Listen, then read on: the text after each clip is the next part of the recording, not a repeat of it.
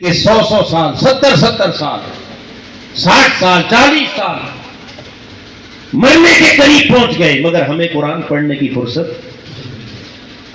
بولیے حاضرین محترم، ایک بات ذہن میں رکھ لیں، اگر زندگی میں قرآن سے وفا نہ کی، زندگی میں قرآن سے بے وفائی کرتے رہے، زندگی میں اس قرآن سے تعلق نہ جوڑا، تو پھر بعد میں پڑھے ہوئے ہزارہا قرآن اللہ پاک کی بارگاہ سے بعید تو کچھ نہیں، جس کو چاہے بخش دے، مگر یاد رکھ لیں کہ جس نے خود زندگی میں قرآن سے بے وفائی اور جفا کی ہوگی، بعد میں ہزار لوگ بھی اگر قرآن پڑھ کے بچتے رہیں، اگر قرآن نہیں اسے قبول نہ کیا تو مجھے بتائیے اس کی بخشش کہاں سے؟ اگر رسول نے اسے قبول نہ کیا، رب کائنات کا قرآن اٹھائیے، کچھ ایسے بھی ہوں گے کہ جن کے بارے میں قیامت کے دن اللہ کے نبی شکایت کریں گے، وقال الرسول یا رب ان قوم اتخذوا هذا القرآن مہجورا،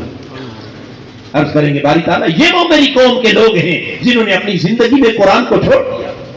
جو قرآن سے لا تعلق ہو گئے تھے، جنہوں نے قرآن کو پسے پشت ڈال دیا تھا۔ حاضرین محترم، سیاق و سباق کے اعتبار سے اگر دیکھا جائے، یہ سورہ فرقان کی آیت کریمہ ہے جس میں پیچھے تذکرہ آ رہا ہے کفار کا، کن کا؟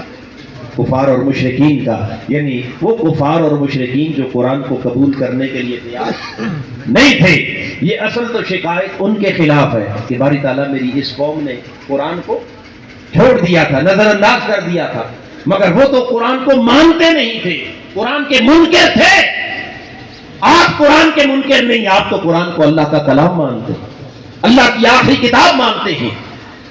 ارے منکروں کا چھوڑنا تو سمجھ میں آتا ہے، ان کے ہاں تو اہمیت کوئی نہیں تھی، اور جو شخص اسے اللہ کا کلام مانے، اس کی آخری کتاب مانے اور کلام خدا مان کر پھر اسے چھوڑ دے، پھر اسے لا تعلق ہو جائے، پھر اس قرآن کو نہ پڑھے، پھر اس قرآن سے تعلق نہ رکھے، پھر اس قرآن سے ہدایت طلب نہ کرے، تو مجھے سچ بتائیے کہ اس سے بڑا بے وفا اور کائنات میں کون ہو سکتا؟ تو کیا بعید نہیں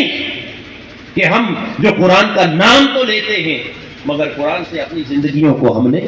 لا تعلق کر دیا ہے۔ کہیں اگر رسول نے یہ شکایت قیامت کے دن کر دی کہ باری تعالیٰ یہ وہ میری قوم کے ظالم لوگ ہیں جنہوں نے اس قرآن کو کیا پسے پشت ڈال دیا تھا، نظر انداز کر دیا تھا، تو مجھے سچ بتائیے رسول کی شکایت کے بعد کیا پھر بھی کوئی بخشش کا راستہ رہ جائے؟ اونچا بولیے، پیچھے تک بولیے۔